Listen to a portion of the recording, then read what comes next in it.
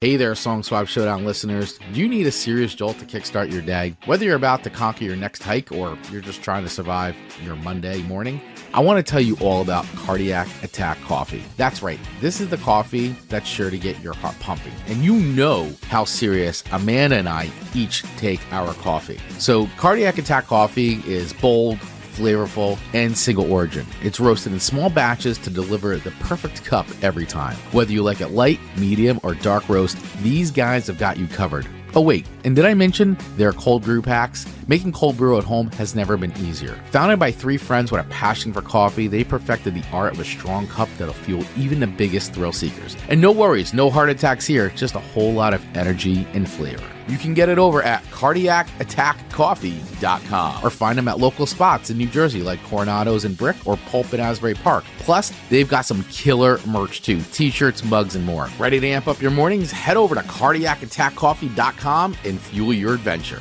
And before you check out, make sure you use the code Song Swap Showdown for a 15% discount. That code once again is Song Swap Showdown, and use that to receive a 15% discount on your order over at cardiacattackcoffee.com.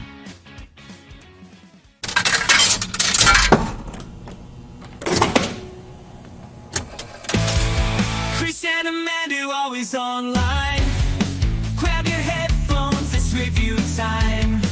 Music's the love and it's divine. Laughs and insights mixed like wine. Every strong and every beat. They analyze, they can't be beat. Tuning in on the socials meet. Join the fun and take your seat. If music's your thing, come along. Hear Amanda sing her song. Chris brings the notes all day long. Together they make us strong. Hey, good morning, everybody. How are you? Welcome to another episode of Chris and Amanda's Song Swap Showdown. How are you guys? We're so excited to be with you today. Kicking off Halloween week. Ooh, I don't have any spooky sound effects for that. And closing off a month-long, themes of Halloween, whether it be witches, the moon, ghostly things. This has been a really fun month. It really has been. I mean, we did it. First of all, yay us. Yay! Yeah. We did it. Yeah, we did it. We did an entire month of Halloween-themed episodes here on Song Swap Showdown, and it's been great. It's been fun. I think we had some really great themes on the Wheel of Show themes and so many awesome community suggestions as well. So really excited. And yeah, today is our last Halloween show of 2024, and we're going to close it out in spectacular fashion, I think. I know. So can I just jump into what the theme is for today? Just jump in what the theme is for today. Go ahead. It's all you. The theme for today is werewolf moon type of songs, right? And so, Chris, when I was listening to our playlist here, we've got 6 songs on our playlist, and it is if I was like, where would this playlist be playing? Right. Because it's got such a vibe. Am I right? Yeah. Like, it is vibey. It's got a vibe. It's super vibey this week. I mean, we've had some good vibes. This is like vibe. It's Vibe City. This is like chill vibes, though. But even though some of your songs are a little bigger than mine, it's just a vibe. And so I'm like, wow, imagine if werewolves were just in like a coffee house bar together. Yeah. This is the playlist. Yeah, I think we did a really solid playlist for this topic, and we mixed it up. I know my songs I did, Moon and Wolf kind of inspired songs. I really felt like they went hand in hand. You definitely leaned way into the Moon side of things, and I thought that was cool too. So I think that this is a really cool playlist that sticks to the theme of today's show. And by the way, guys, if you're just tuning in now, whether you're on Radio Garden State or you're watching us on YouTube or Facebook, welcome to Song Swap Showdown. If this is your first time listening or watching the show, how the show normally works is Amanda, that girl, and I each swap 3 songs with each other that we may or may not have heard before. And then we will rate those songs on a scale of 1 to 5 records, with 1 being a skip. Boo. Get out of here. I heard 2 seconds, and it's like, skip. Skip. Please, no, Sweet. don't play it all the way through. No, it's like a Nickelback song, like instant skip. Sorry, Nickelback. No, sorry, not sorry. All the way to the 5 records, which is heavenly music to our ears. The right. sounds of angels plucking harpstrings. It's a song we can never get sick of. Ever. It is on our, that Desert Island song that we listen to for forever. That's right. And Tony's saying, boo, rim shot. There you go. Yeah. Good morning, Tony. Good morning, my friend. I'm so glad he can hang out today because I know sometimes he has to be at work when we're live. So thanks for checking in. Dave Mattingly's also here in the stream as well with Good Morning Looney Moonies. Love it. Love it, Dave. Love it, Dave. And he's also saying, stay tuned in 2025 for a whole year of Halloween music, right? Don't tempt us with a good time, Dave. Yeah, I mean, seriously, this may just become the Halloween music showdown. and then Christmas for the end of the year.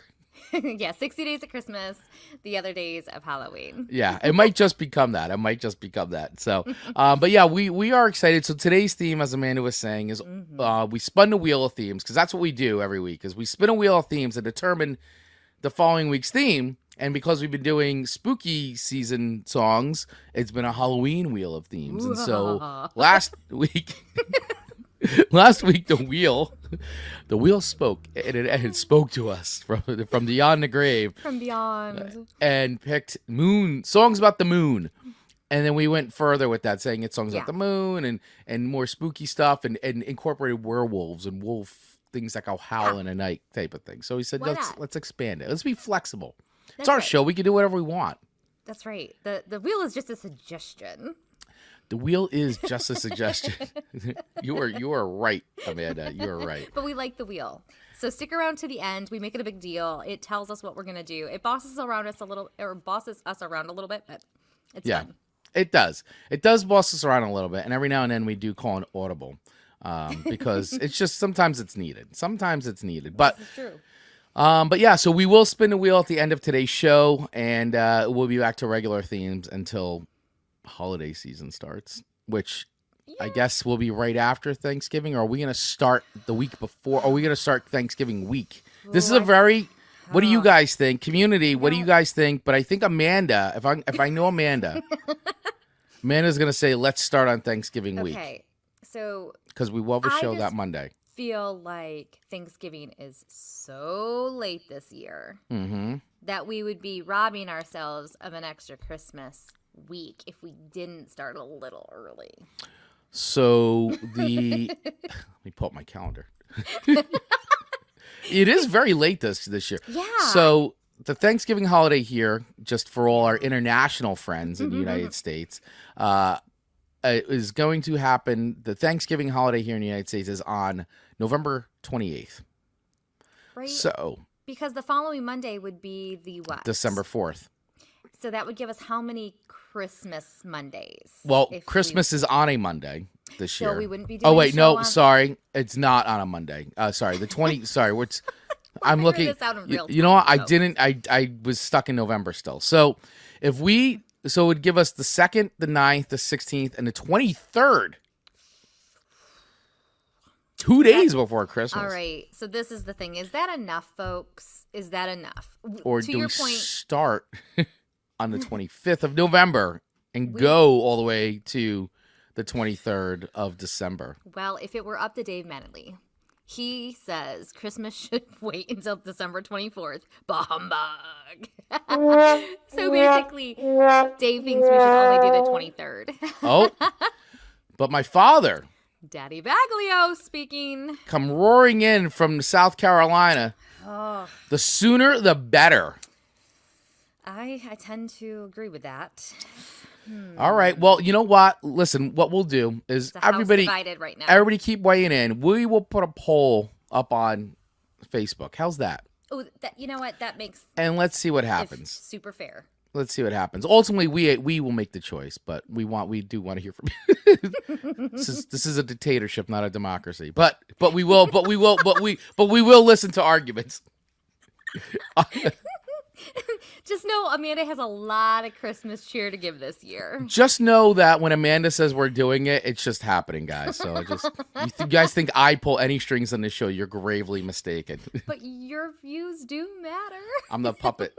I'm Amanda's puppet. Like on Godfather. Just work the controls, Chris. Just You do that so amazing, and this show could not go on without you. It's because it's because you tell me to, and so I do it because I'm fearful. Gonna ask a question that was brought up in my house this past week. Okay, go right ahead, Tony. Oh boy, Tony. And I don't know what it is because I'm checking my phone just to make sure he didn't text. No, he didn't text me. So go ahead, bud.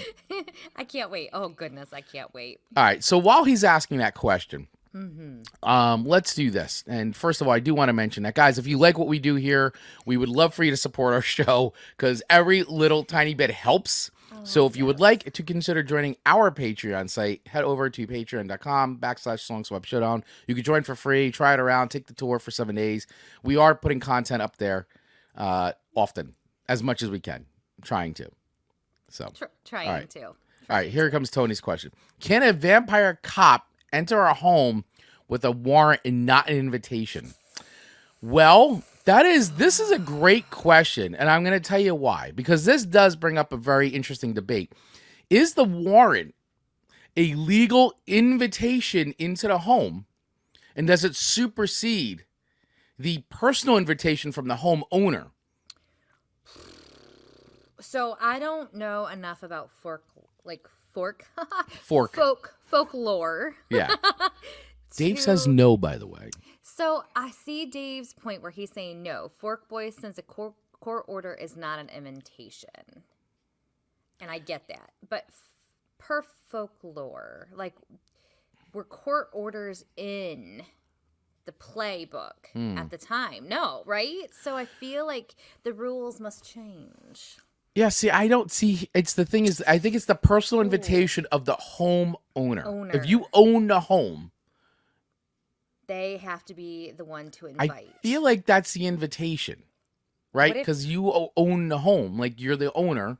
Now, I don't know if that counts for apartments because you're paying rent. I was just gonna say, what if you rent? But your name is on the lease. I think those rules still apply for apartments. I think times are just different, so this is worth discussing. I think I'm with Dave. I don't think the warrant is enough. I don't think the warrant will do it. I think that, yes, it's a court of law, but do the powers... But see, the powers, the supernatural powers that govern vampirism. I love this conversation, by the way. That govern vampirism, I don't think that they recognize the legal power of the justice system. Okay, but let's also... Which also, because I would think one more point, is that vampirism predates the justice system. The law. By possibly millions of years, for all we know. I mean... But, it further... is important to discuss that vampires can only be out at night, correct? That is correct, unless...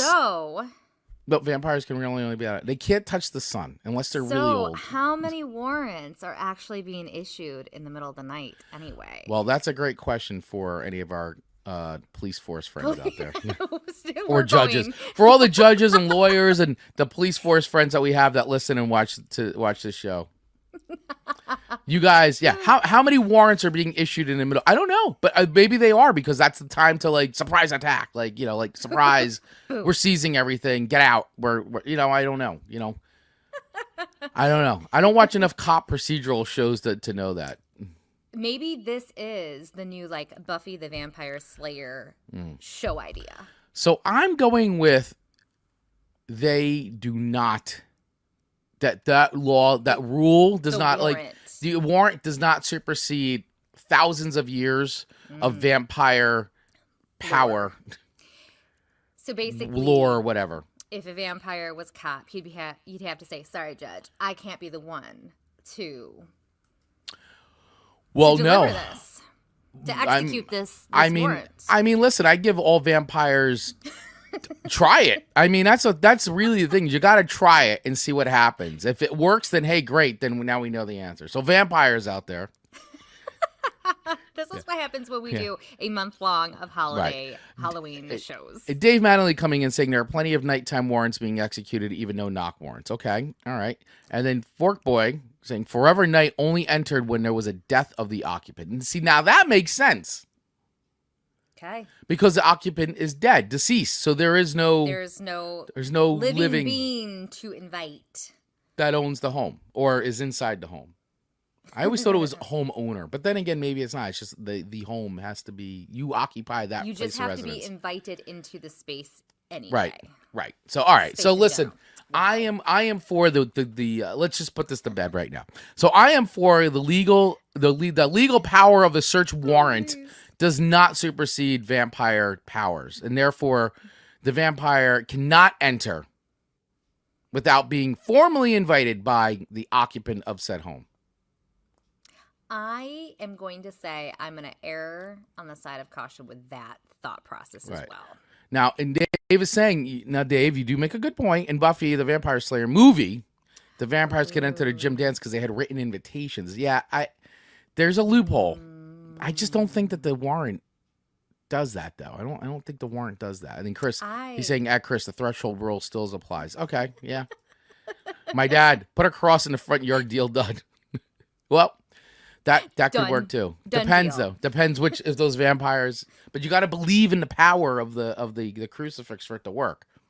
If you just watch the recent Salem's Lot, I haven't watched that yet. It's very good. I actually think it's very good. But you have to believe in the power of whatever you believe in to activate the powers of the cross to keep the vampires away. You can't just whip it out all of a sudden and say, "Oh, this should work." No, you have to believe in the power of Christ. Sorry, that's the rules. I don't make them. That's the rules.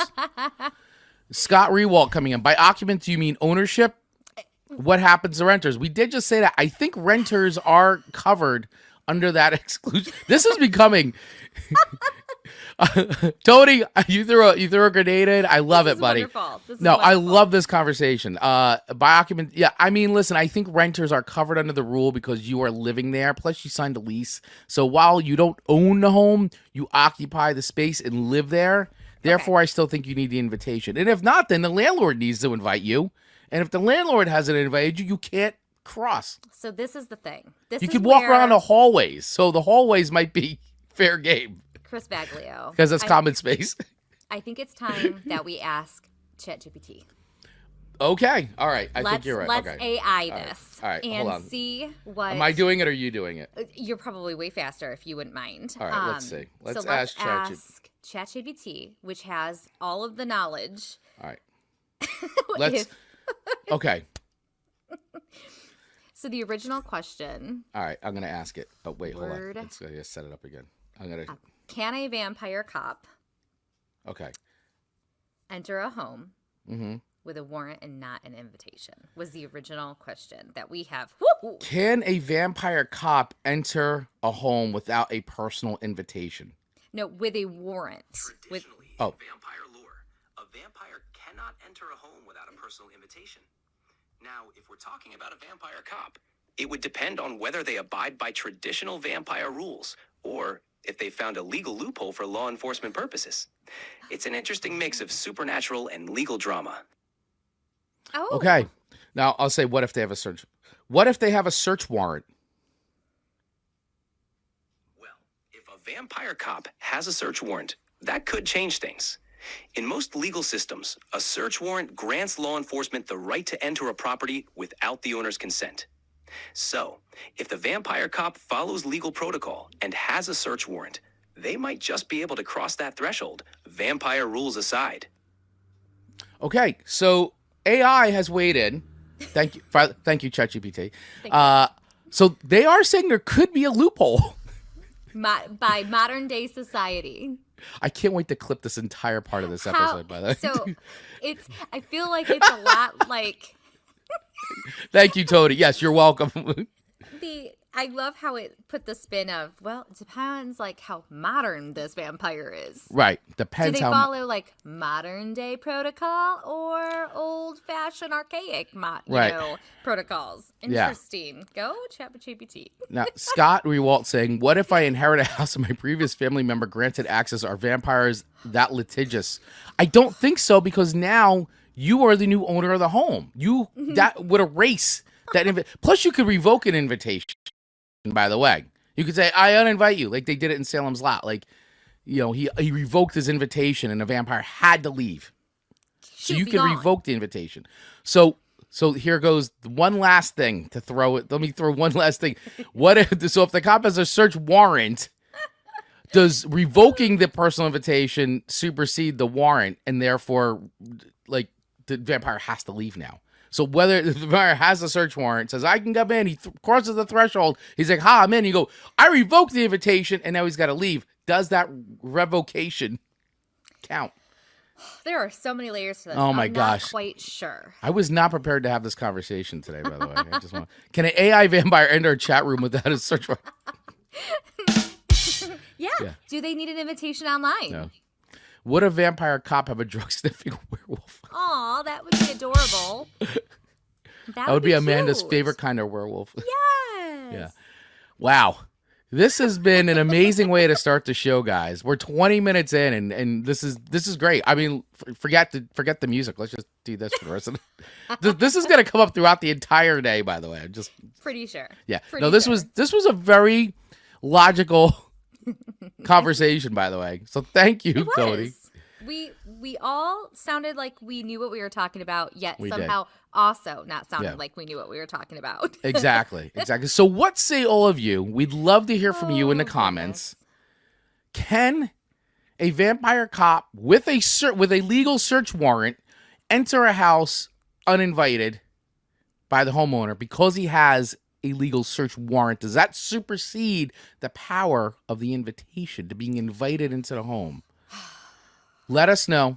Let the debate continue and rage on. It's Tony says, unlikely. not a defined answer. Agreed. Okay. All right. Yeah. I mean, listen, it's open for debate. It's open for debate. I think good points all around. Whew. Oh my gosh. I'm like winded after that, guys. Winded. All right. So let's switch gears real quick.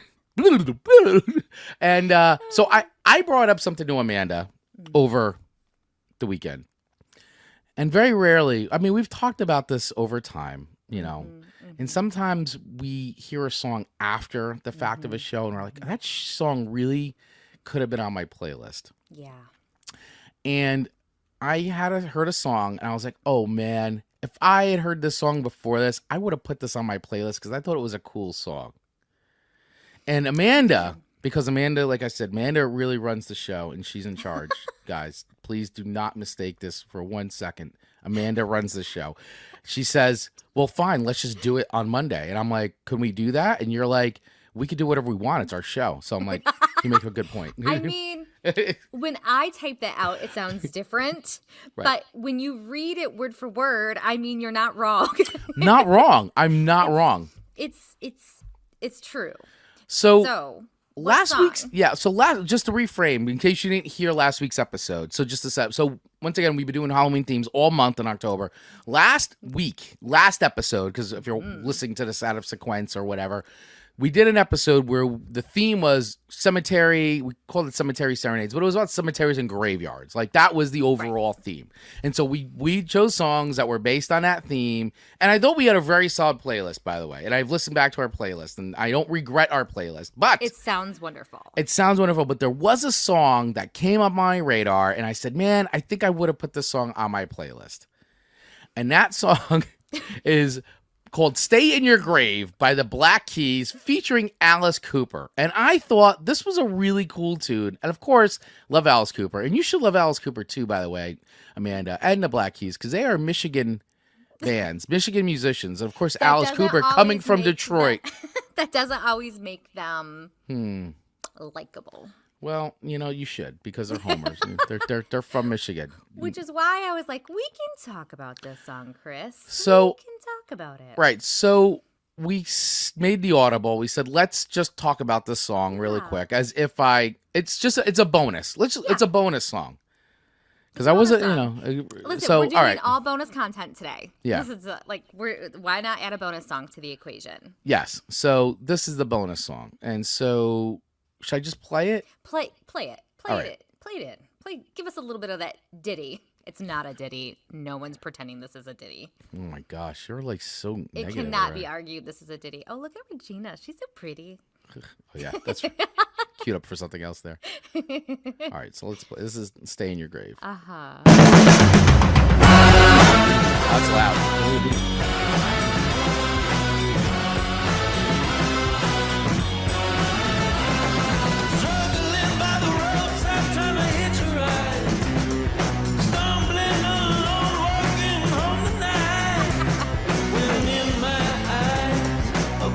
It's a pretty badass riff.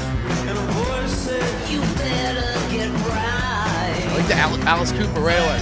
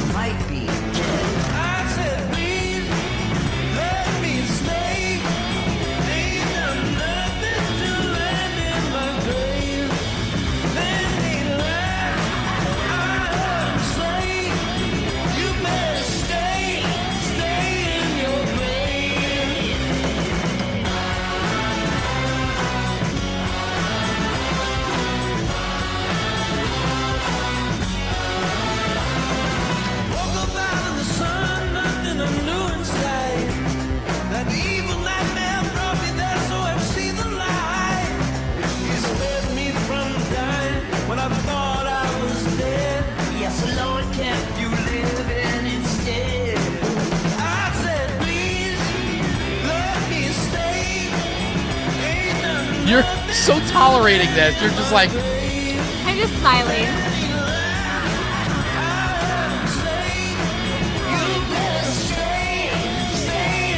All right. I mean, this song's 2 minutes and 19 seconds. A great garage time. I love it. Released just in time for Halloween. Mm-hmm. By the way. So that was Stay in Your Grave featuring Alice Cooper by the Black Keys. So listen, it's not awful. Here we go. I enjoy your original 3 songs to me versus that one. Okay. Yeah. I like my 3 songs as well. But I just, there was, I got excited when I heard the song. I'm like, oh my God, it came out just after we did our graveyard thing. And I think I would have put this on I feel that I would have put this on my list. I think for something new and different, it doesn't sound very new and different.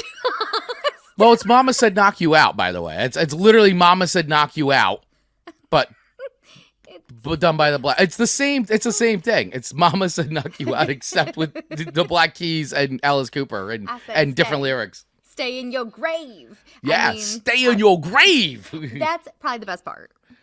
Okay. I don't know. It didn't overstay its welcome. I can say that. No, 2 minutes, 19 seconds comes in and leaves like boom, hits you. Love it. It's just fine. All right, so where are you on a scale of 1 to 5 records, Amanda? Sharp. Honestly, I knew you were really excited about it, but I found the song actually boring. Okay. I'm sorry. But with that being said, I don't know. I feel like it wasn't that spooky Halloween-ish, even though it's Stay in Your Grave, the sentiments there. Mm-hmm. I don't feel like there was enough aggression to that. Really? I'm gonna say are you kidding me? That's a badass riff. I guess if you take the riff, and Alice Cooper. Stay in your grave. Come on. I don't feel like that was the delivery. That is the delivery. Let's listen. I felt like I heard All right. Stay. All right, hold on. Stay in your grave. Hold on. All right, guys. I mean, we all just heard this. Am I insane? Well, yeah. Struggling by the roadside, trying to hitch a ride. Stumbling alone, walking home tonight. When in my eyes, a blinding light, and a voice said, "You better get right. Better get right." Flag the cab and the driver said, "Won't you climb inside? Put on the gas and on the dash, show the time." This song is all attitude. But listen to the Stay in Your Grave part. You might be high, you might be dead.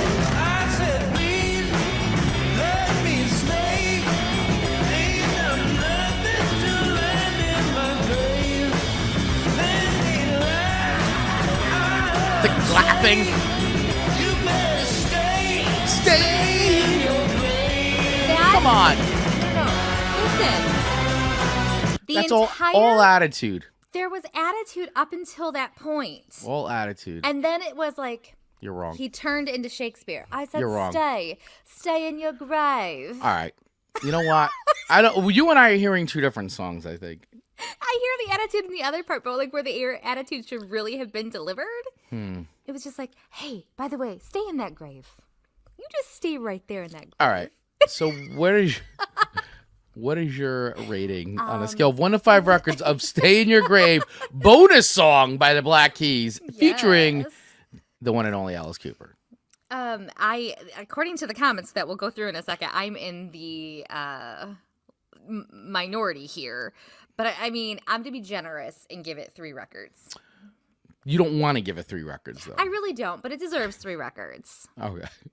I just don't feel like it just didn't do anything for me. Fork Boy, 4.7 for "Stay in Your Grave." Great riffs. Thank you. I agree. Dave Mattingly, 4.1 for the Black Keys. Scott Rewalt, he's agreeing. I'll give it to Amanda on this one. It's bad. Alice Cooper has been good since 76. It's more grade school campy at best, but 73, 76, Alice Cooper's a classic. I can't dispute that fact. I feel like by the time he Whoa. Bob Vaglio coming in with a 5. That means it's making his eternity playlist. Daddy Vaglio, serious question here. You're telling me that you would listen to this song on loop in eternity on a desert island, and this was your song? I'm going to give you a second to readjust that 5 records. No, I'm kidding. Your 5 records is your 5 records. I honor that, but that seems, Chris, you are not even giving this a 5 record. Tell me the truth here. I am. He goes, I love the Black Keys like Alice Cooper. And don't forget Erase Chris. Don't forget Erase Chris. I'm not speaking. Not. Is that code? I don't know. I don't remember. I'm one of the layers of hell. All right. So listen. I'm actually more with Tony. I'm a 4.7 for this one. I really dig the riff. It hit me. I like it. Well, it hit me at the right time.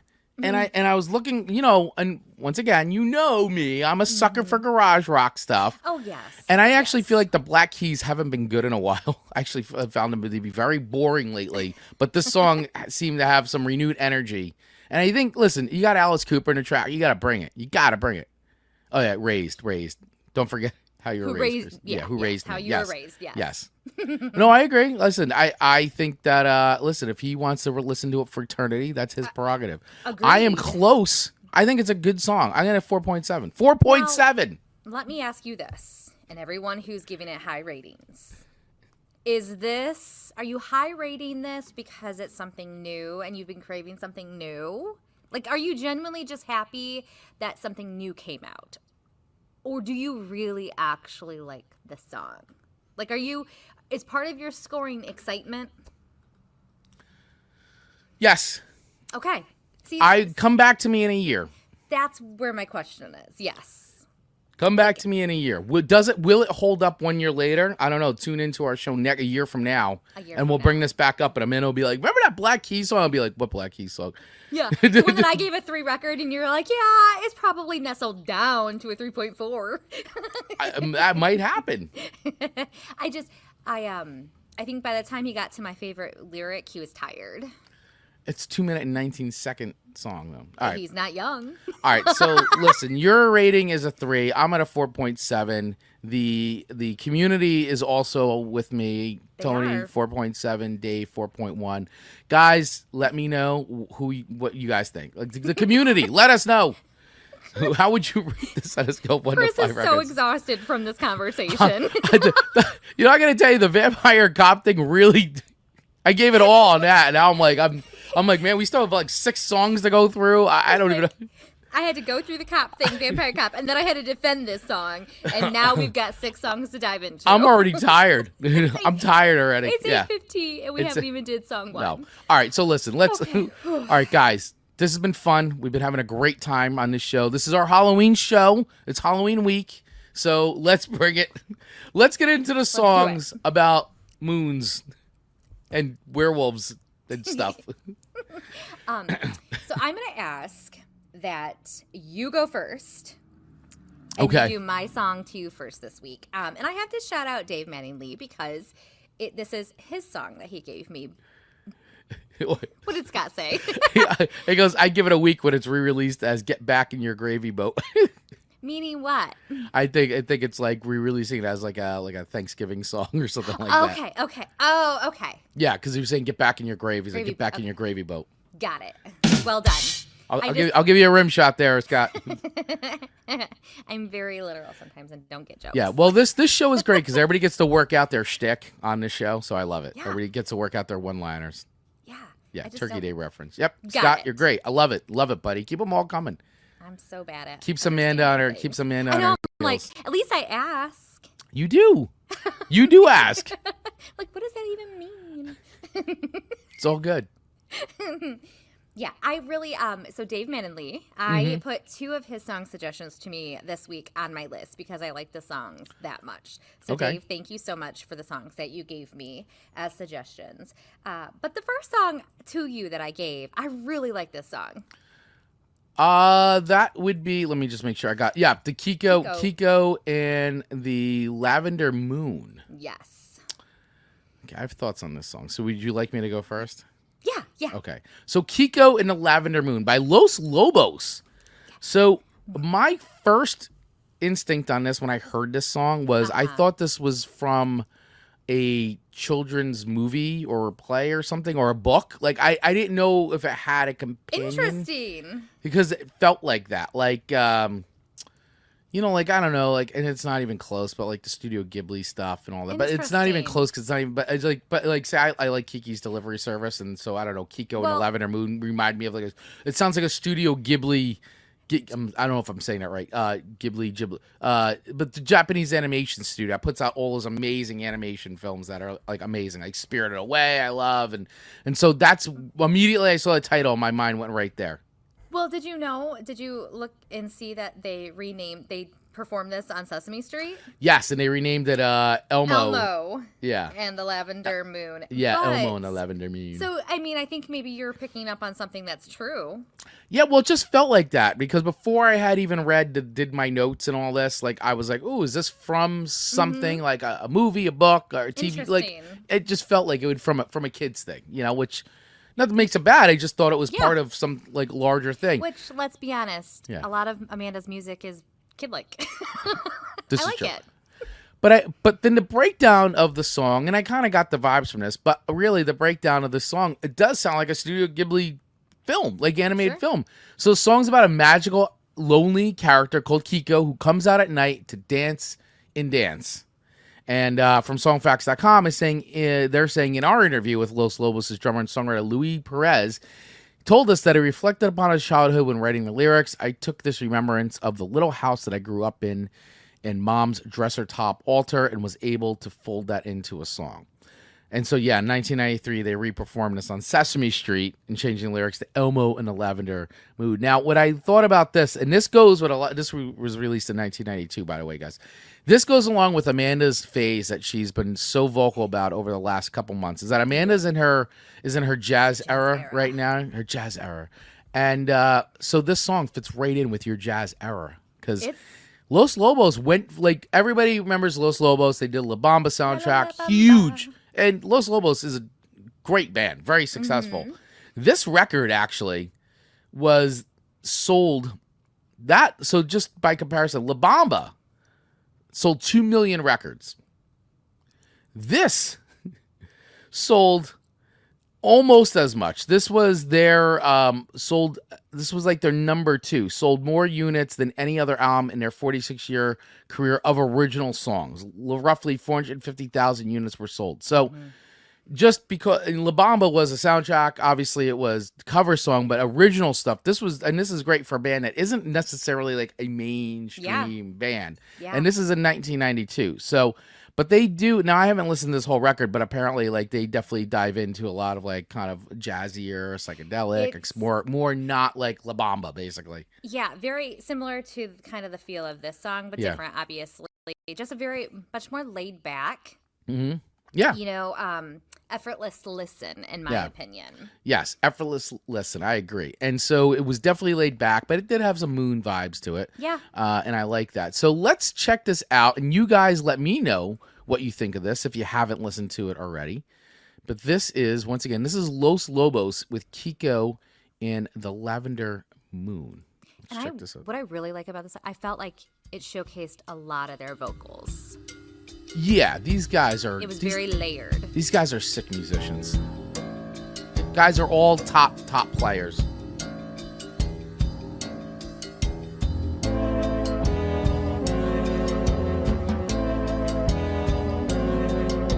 got a little bit of a haunting sound to it, though. Yeah, I felt like it could have been in like a Tim Burton film. Like this could have been in Beetlejuice. Yep. Or like Corpse Bride or Coraline. One of those.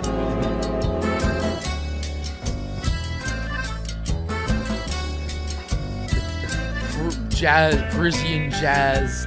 Yeah, a lot of themes. Not a lot of lyrics, everyone.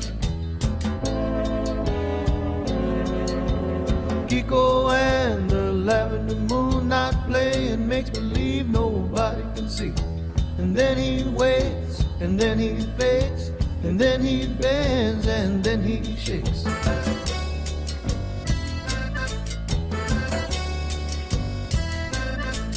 He plays and plays, still playing till he goes off to sleep.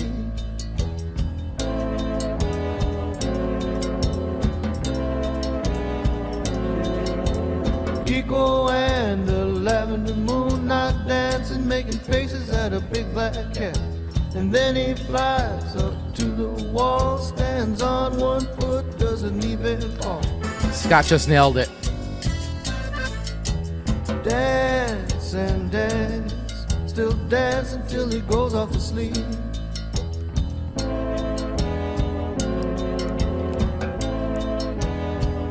So, yeah, definitely very, very vibey on this one, and it's not a bad thing. Mm-hmm. I like it. It actually, the first time it took a few listens just because, and I agree. And once again, Scott's statement here, he just nailed this one. Mm-hmm. Jack Skellington in a bar type scene. Yep, absolutely, 1,000% could have been right out of Nightmare Before Christmas, or which would be like not real, but like I would like to like a Jack Skellington, another Jack Skellington film where he's like at the bar lamenting about like how people just don't get Christmas because he's tired of Halloween, and he's saying he digs it. All right, very cool. Well, Dave is already coming in with his record rating. He's 4.8 for Los Lobos, like right away. 4.8 records for Los Lobos. He's on it already. So. Yeah, it took me a few listens just because I was kind of really getting into the song. I do, because I saw Los Lobos on your thing, and right away I went to like La Bamba style. Like you expected a little bit I expected that. So I was really surprised when we got this instead, as far as I like it. I like it. It's not necessarily something I probably would have sought out and played on its own. Like, I'm not like searching out a lot of Los Lobos stuff in full transparency, but you kind of forget about them. I do. Fair, right? They're just not on my radar. Yeah. They're not on my radar. But I'm glad you sent me this song because I think the song is very cool. I dig it. So, for all that hoopla and build up. Now I think I'm gonna give it a solid 3.5 records. Okay. It's right. It's not something I would have sought out, but I'm glad I heard it and I do enjoy it. Mm-hmm. Definitely would probably put it onto a playlist. Don't know if I would still choose to like go, let me listen to this song. Like, let me listen to Kiki and the Lavender Moon. But if I put it in a playlist and it's on, I don't know if I'm necessarily turning it off. Would this be on a Halloween playlist? Do you feel like it gives me Halloween-y vibes for sure.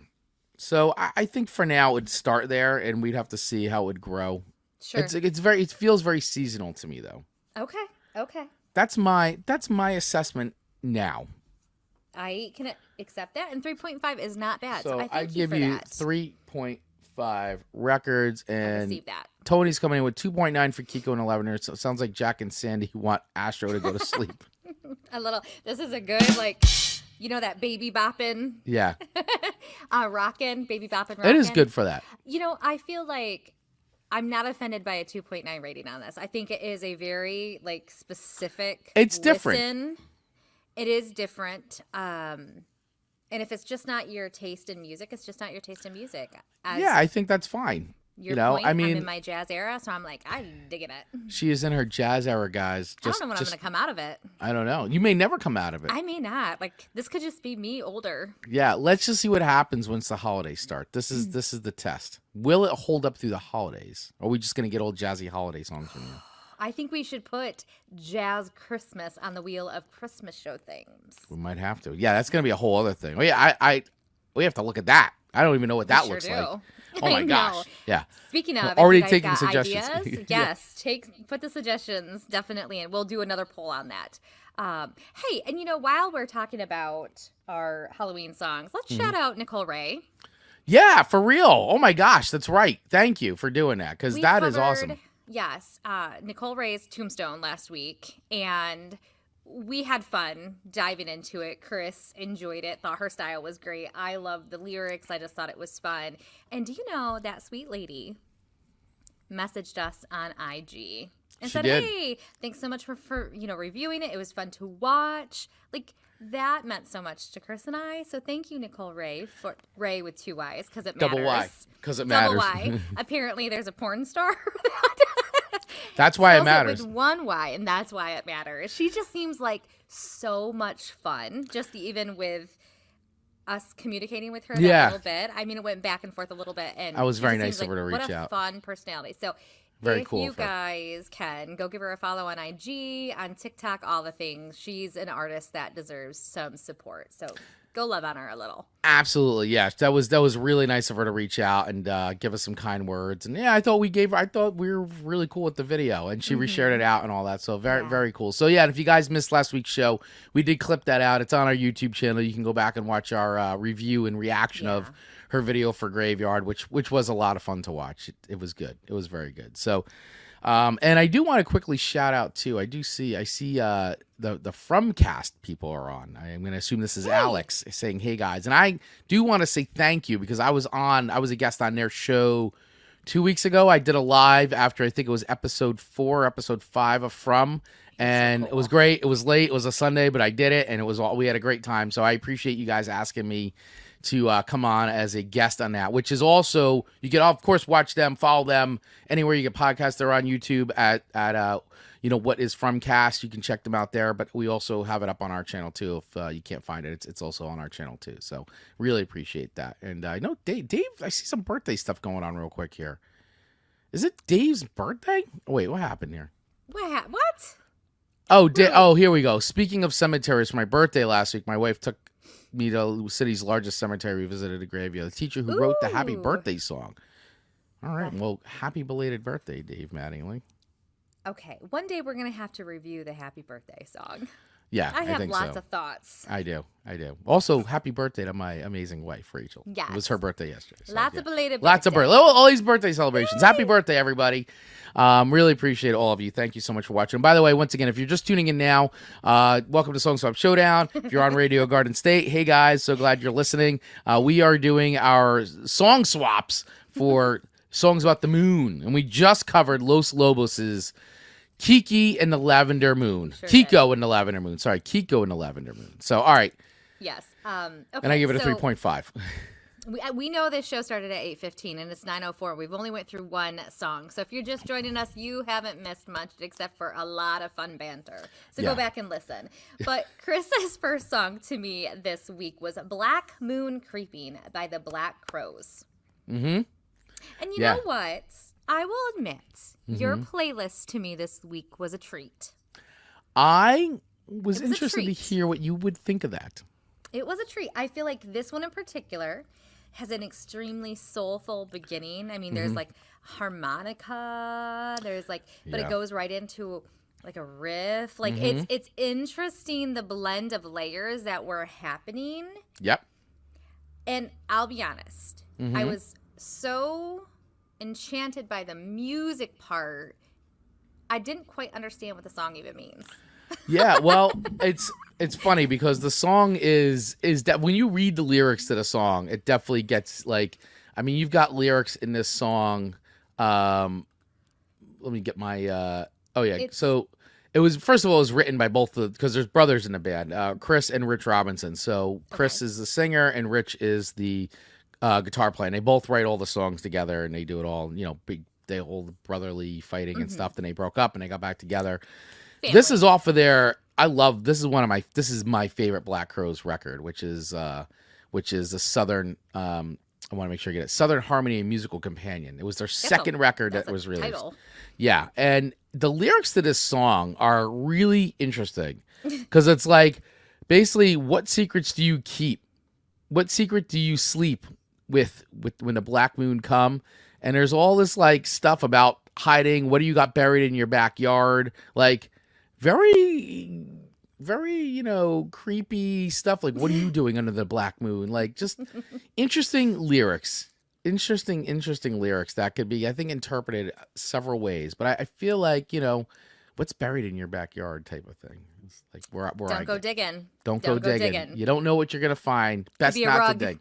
Could be a rug. Could be a rug, or could be something else. We don't know. That's right. This is what happens when you go digging in your backyard. I know. Under the moon, under the black moon. under the black moon. Yeah.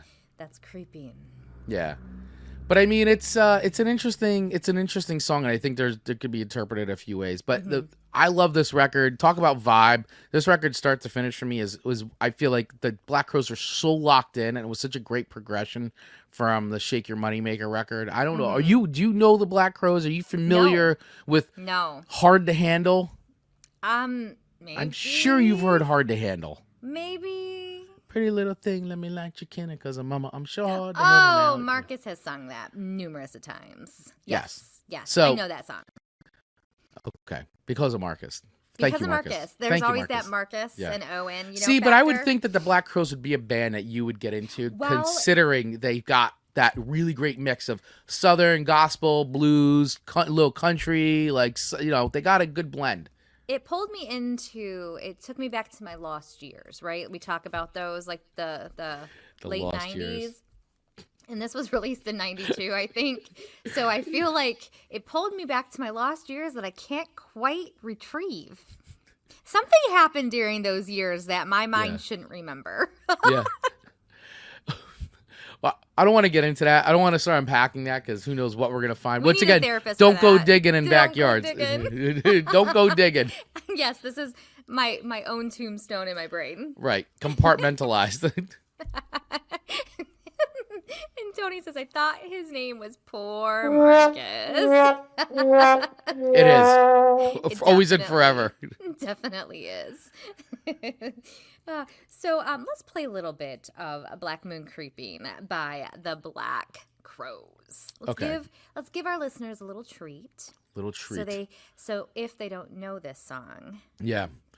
What a picture album cover there. Yep. Love me a harmonica. Great riffs here.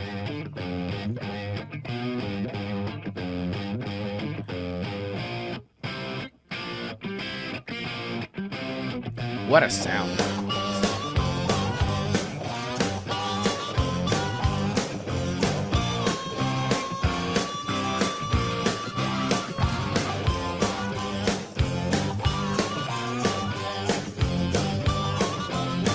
And I'll say, this is a lengthier song, but it doesn't feel like it. No, it goes.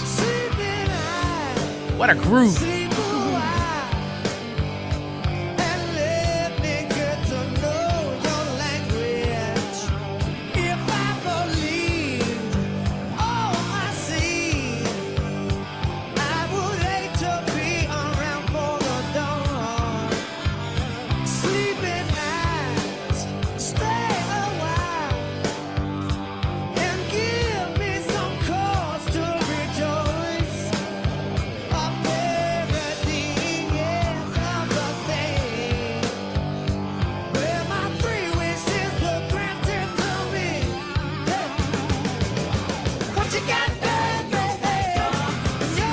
this part was fun. That's great.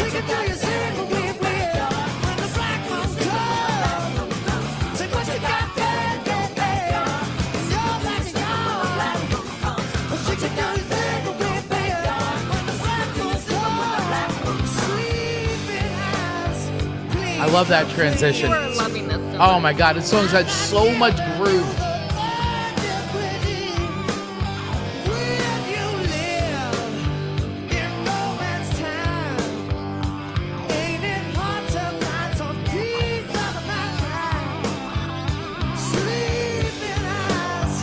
Oh, I could listen to this over and over again.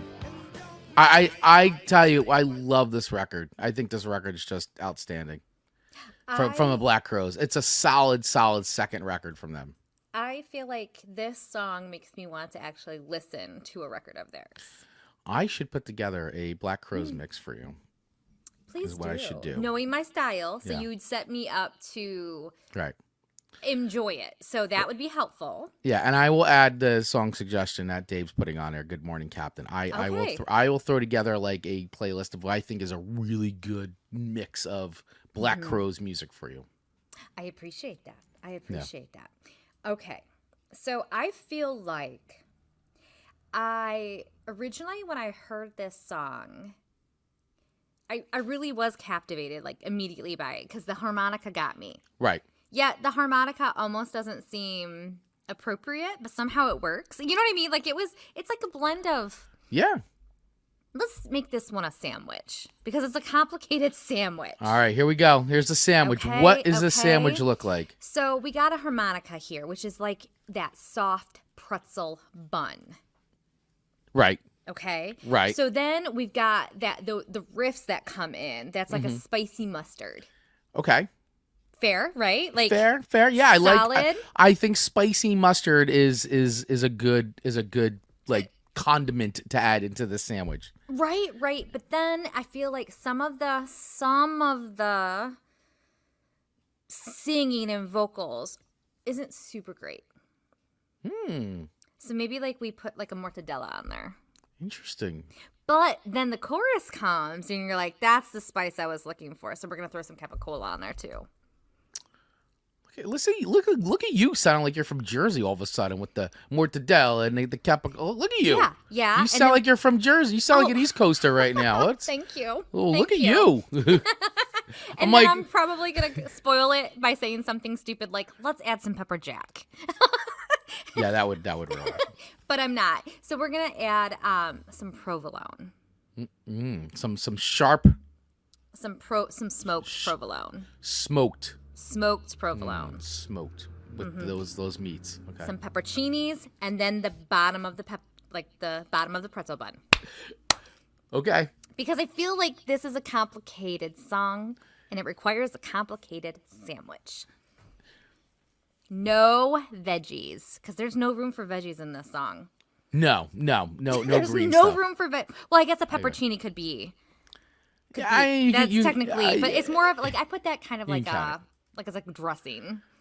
Yeah, it's another condiment. It's like pickles. Yeah, yes, exactly. Yeah.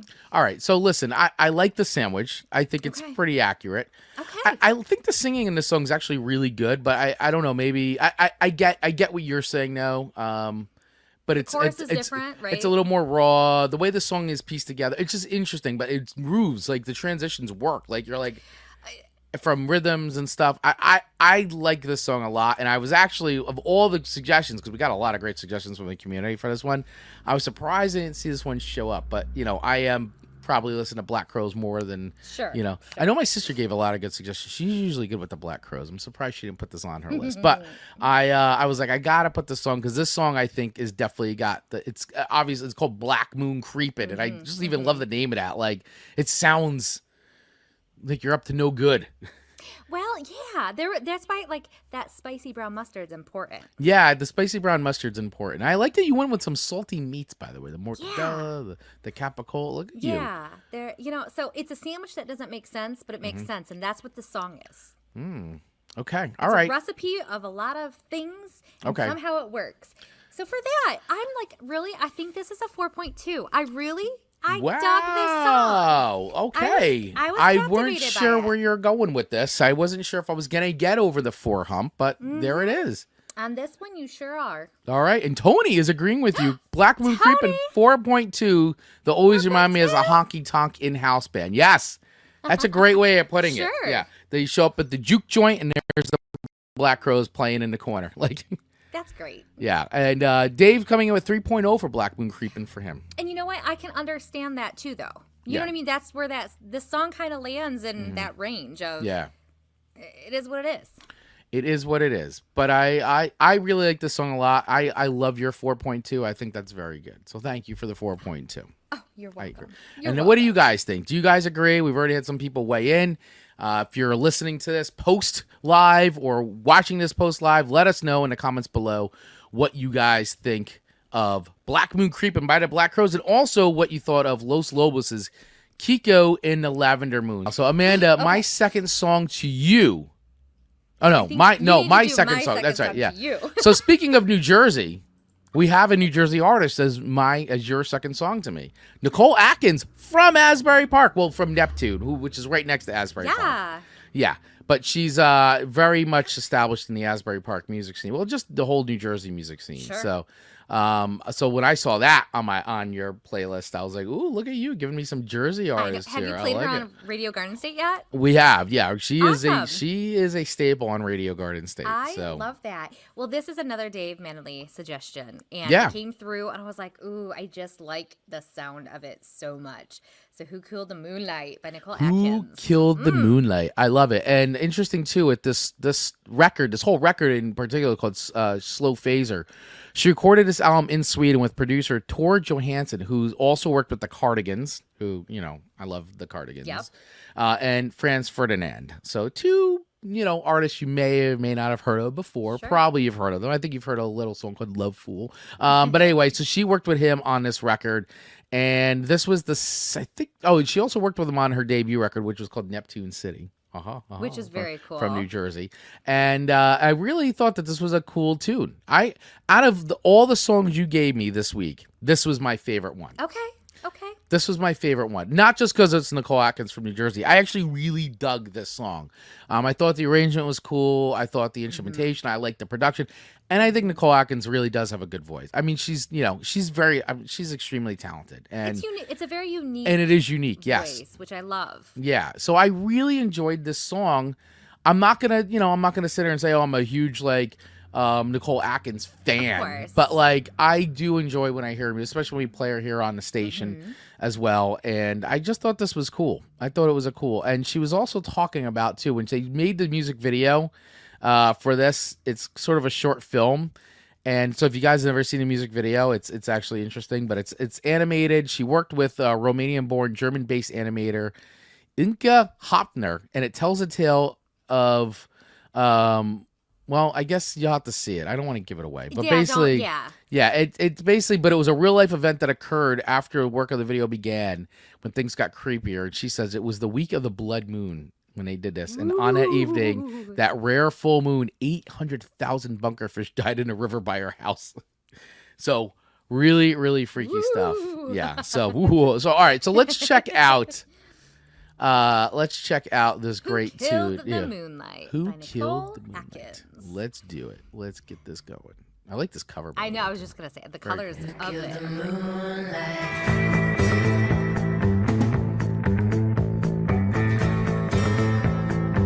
It's a cool tune. We are by the riverside. In the water, the moon is dying. I can hear this being in True Detective. Burning bright, beating last breaths to the tide. Here we stand still and desired. It's like a heart beating kind of. Yeah. Old country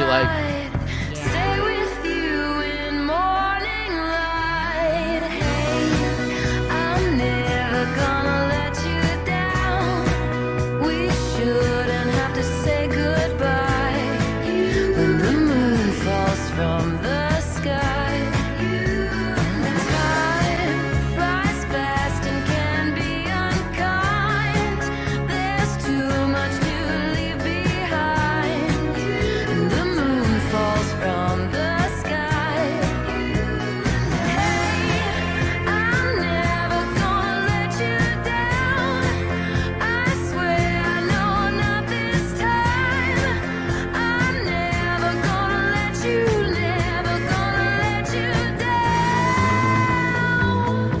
So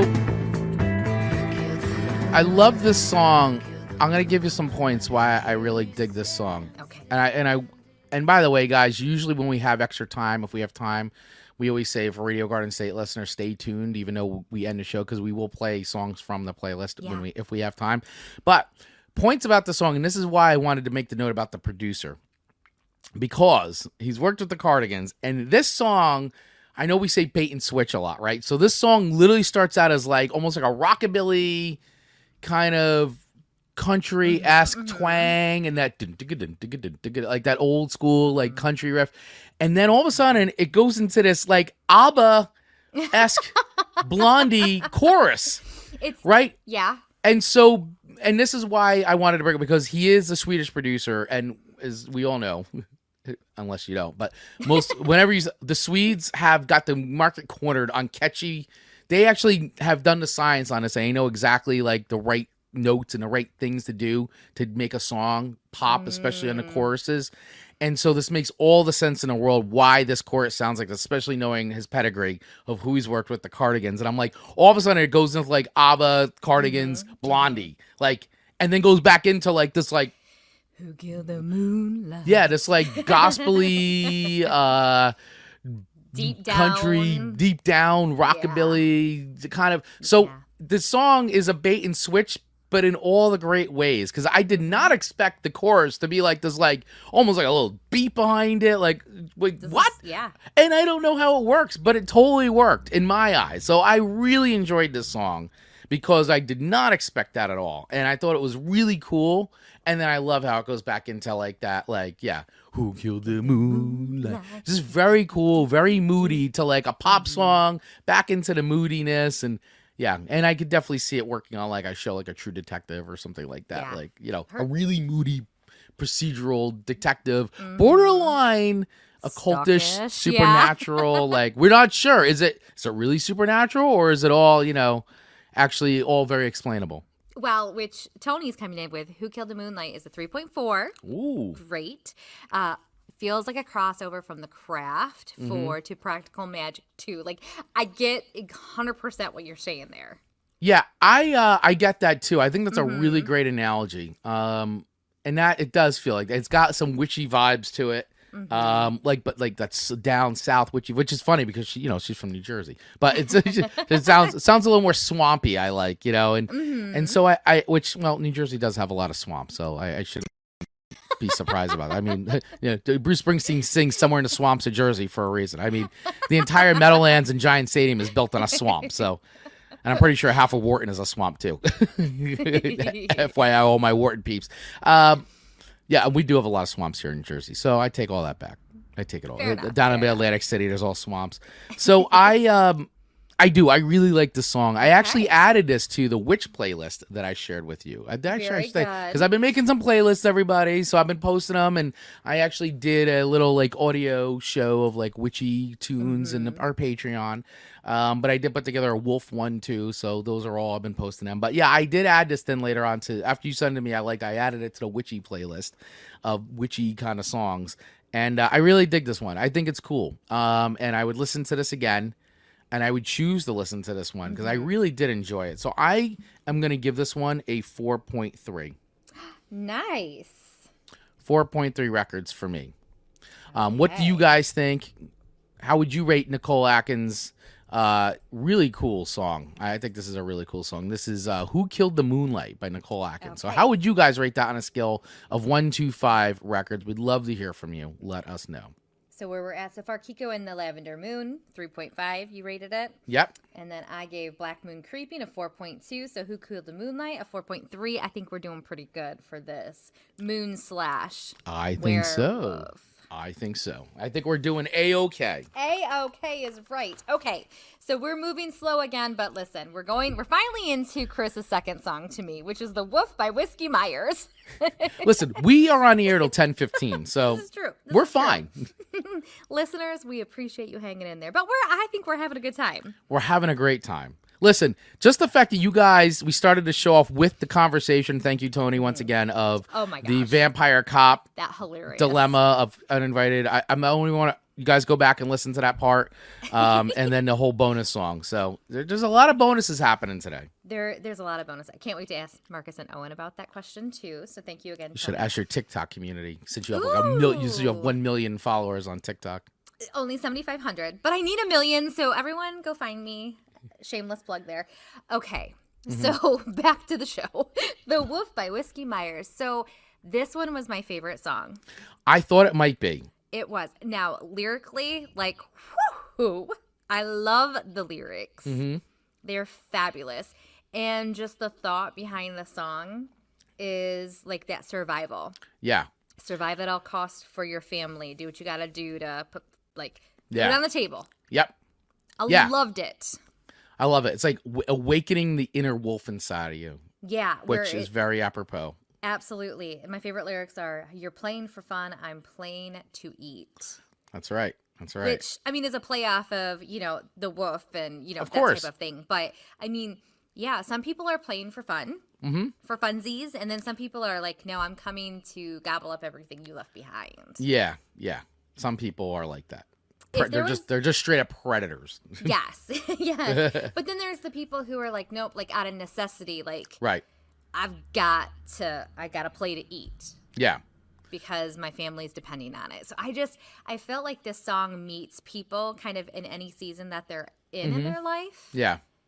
And I really dug it. Like, I really, really dug this song. That's a cool perspective. Yeah, and I'm going to be honest with you guys. Like, Whiskey Myers isn't like a band that I have like, oh my God, I'm a big Whiskey Myers fan. Sure.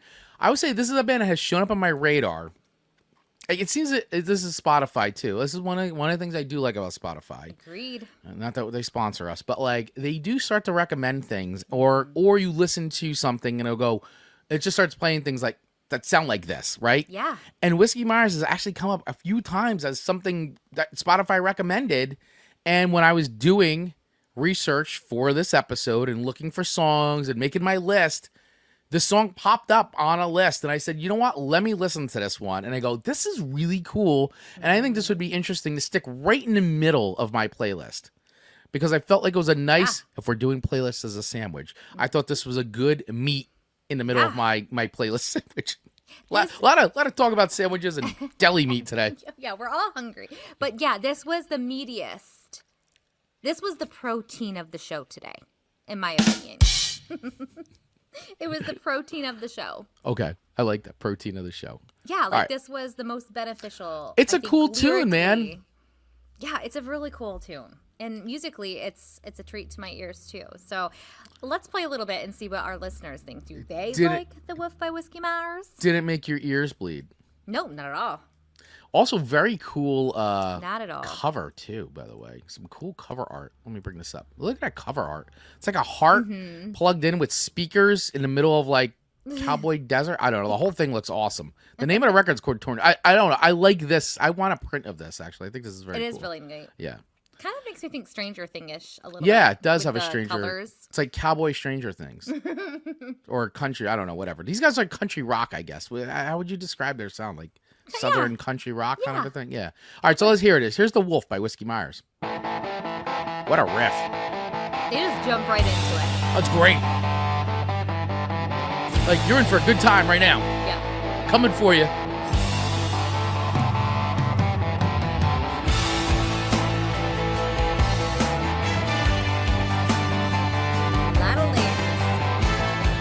Like, boom. Yeah, I kissed my wife goodbye, hair let the moonlight, time to make some money, everything's gonna be alright. They try to hold me down, but can't nothing last forever. I feel it in my bones, there's a change in the weather, put me back in the saddle. Out on the road, this way I make a living is the only way I know. You're messing with some forces that your mind can't comprehend. I've been to the bottom, I ain't going back again. So who in the hell you think you're playing with now? You done fucked around and let the wolf out. And I'll be prowling while you sleep. You were playing for fun, I'm playing to eat. It's badass. It has, and people might disagree, but I feel like it has Kid Rock qualities to it. I see where you're going with it. You know what I mean? Not the music part of it, but the sound of Not the cheesiness of Kid Rock. Yeah.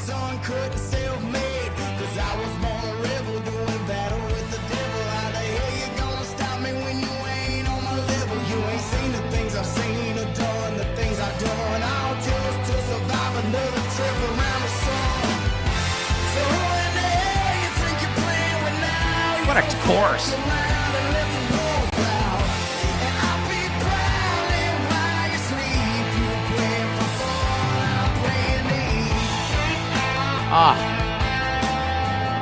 I'm telling you, this track slams. This track slams. This is like the ultimate F around and find out song. Yes. I love it. You know, like yes. This is on my Working Through Life playlist now. Yeah. Like, it seems like that really like you need that push to like not get this. I don't feel like this is a song about getting revenge. This is a song like leveling up. Yeah, leveling up. Get out of my way. Yeah. Don't like, be in my way. Who do you think you are? Like to play with me? Like. Yeah. Okay, here we go. Game on. Yeah, exactly. I really do, I don't know. The song hit me in a good way. I love the riff. I'm such a sucker for good riffs. I know you are. and I dug the production on this, and I like the big chorus, and it's just cool. Like it hit me, and I like the guitar sound. I think is really cool. I like the super fuzzed out kind of thing, and everything about it. I checked all the boxes for me. And then on top of that was about the wolf, and I was like, this fits in with our theme for today. Like it did. It's very. Unpolished for being polished. Yeah, it's just straight up like rock. I mean, these guys, I guess, it's like I guess Southern rock is where I guess I'm going with this. I mean, it's a Southern rock, and these guys are from Texas, and they've put out 6 albums so far, and I think this was the latest one. I think this was released in 2022. I think something like that. Which, it's the sound of it. You're not really sure where it nestles in, right? Like, it could be 90s. And they're on tour right now, too, actually. I'm 2010. on their website. I'm on their website right now, and they're touring. They probably are very cool. They're doing all LA, Florida, Texas, Nevada, Arizona, Oklahoma. Nice. Alabama. Sorry, no Michigan. No Michigan. At least not yet. Not on this leg. That's okay. I'm not a huge concert goer, as we or all Nashville. know. Maybe not. No Nashville, I see. But that could... Oh, wait. Oh, Johnson City, Tennessee. Dave, if you're into it. Oh, it's June 25th. That's next year. So it looks like they started. They just started touring. Actually, today in Alabama. How timely. Alabama, and I swear I'm just looking at this now, and then they're going all the dates up until next June. I'm sure they'll add some more, but they're playing at Freedom Hall actually in Johnson City on June 25th. Dave, I don't know where that is, but we wish them the best on this tour. Yeah. Anyway. I like the song. I think the song's cool. I kind of want to get into more stuff by Whiskey Myers. By Whiskey Myers. It's a great name too. It is. It very much is. So this was my favorite song. Yeah, I really liked your other songs this week, but this one's coming in at a 4.6. Wow. Unexpected. Yes, for myself too. Unexpected rating. Well, I just really, when you hear these lyrics, I just love the lyrics and what this song is about. Yeah.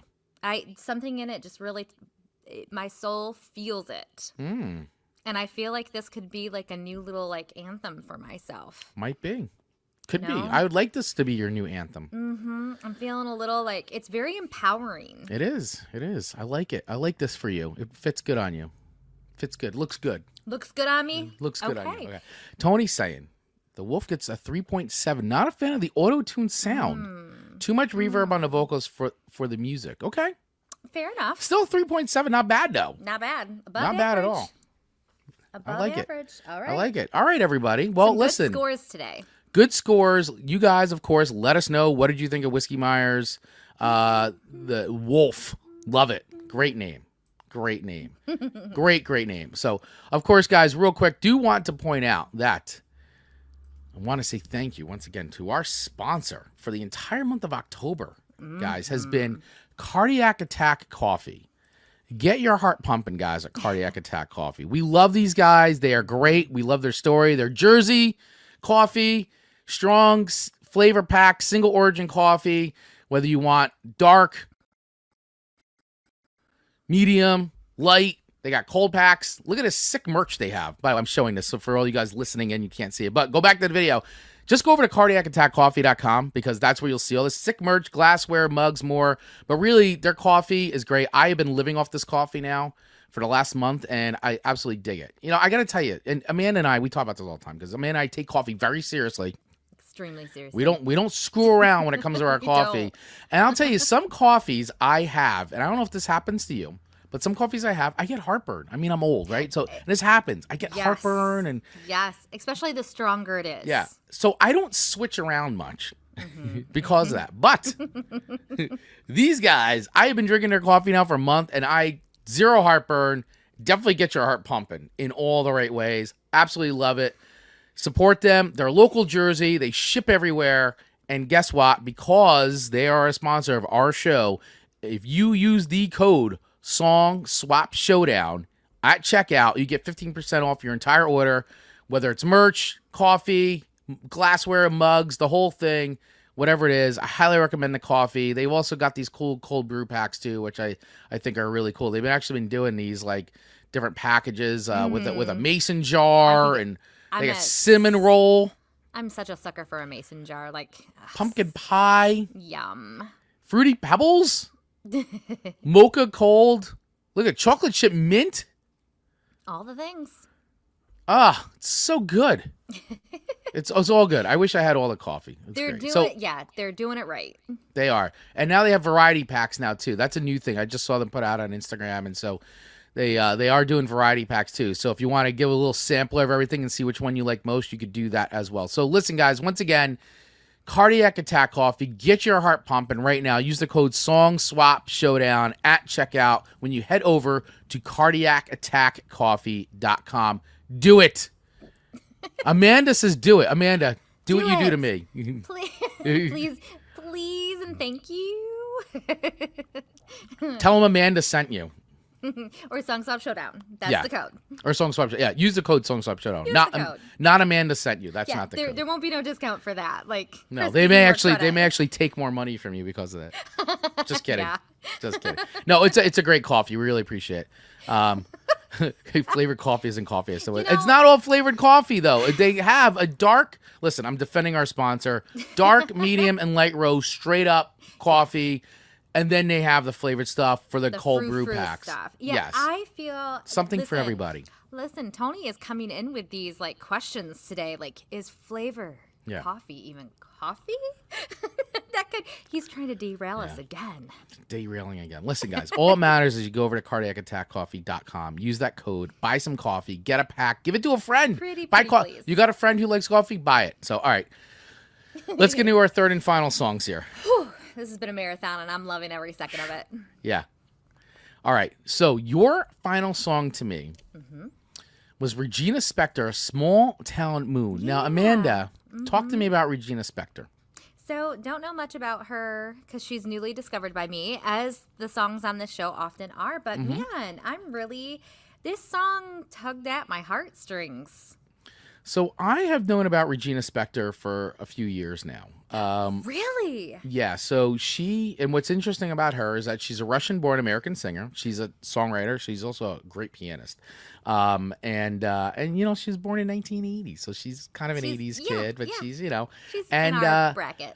But where she really popped here was in the New York area, and she did like 3 self-releases on her own. She used to play all over the place here. Like you would see Regina Spector's name and all the little cool. clubs and bars. Like she was very much a staple around here. And then she did get signed to Sire Records and eventually released her debut, I think, on her major label debut in 2004.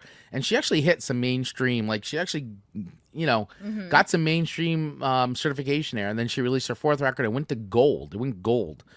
And she had her other 2 albums, Far and From What We Saw From the Cheap Seats, all debuted at number 3 on the Billboard 200. Which is significant. Yeah. And in June 11th, 2019, then New York City Mayor Bill de Blasio pronounced Regina Spector Day in New York. And she was also inducted in the Bronx Walk of Fame on May 18th, 2019. by Borough President Ruben Diaz. So Man. she is a New Yorker.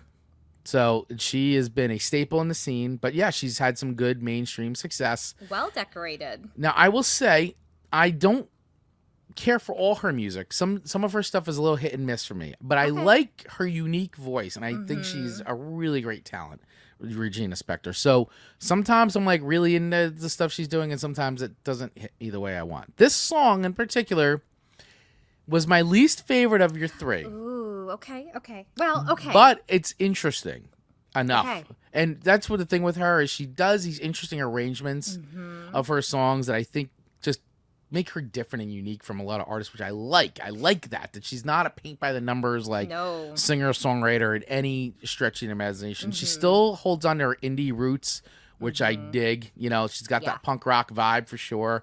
And she's just got a great vibe and aesthetic and all that. So I think her whole like Regina Spector image and thing that her brand is really cool. And listen, there's tons and tons of information about Regina Spector. You guys can Google this and find out. But this song in particular wasn't my favorite. Okay. But I thought it was cool. That's okay. That is okay, Chris Beck. But it had cool parts. So let's listen to it. Okay. Let's hear some Regina Spector, guys. Let's do Small Town Moon. Small Town Moon here. Let's get this queued up. She's adorable. Yeah, and she's a really good pianist. Like,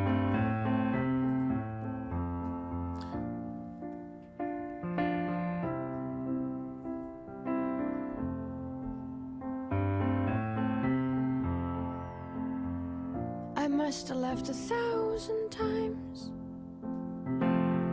but every day begins the same. 'Cause there's a small town in my mind.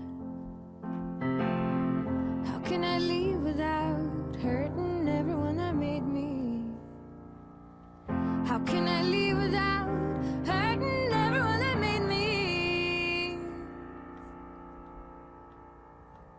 Oh baby, baby, it's all about the moon. jazz era. I mean, broke my camera. I like. She does yes, her choppiness of it. chord changes. Very Yeah. cool. Today we're younger than we ever gonna be. Isn't that line powerful? Today It we're is. younger than we ever gonna be. Woo! Today we're younger than we ever gonna be. Stop, stop, what's the hurry? Come on, baby, don't you worry, worry. Everybody not so nice, nice. Everybody not so nice, nice. Stop, stop, what's the hurry? Come on, baby, don't you worry, worry. Everybody not so nice, nice. Everybody not so nice, nice. Thought you ought to know by now. I thought you ought to know by now. Everybody not so nice, nice. Everybody not so nice, nice.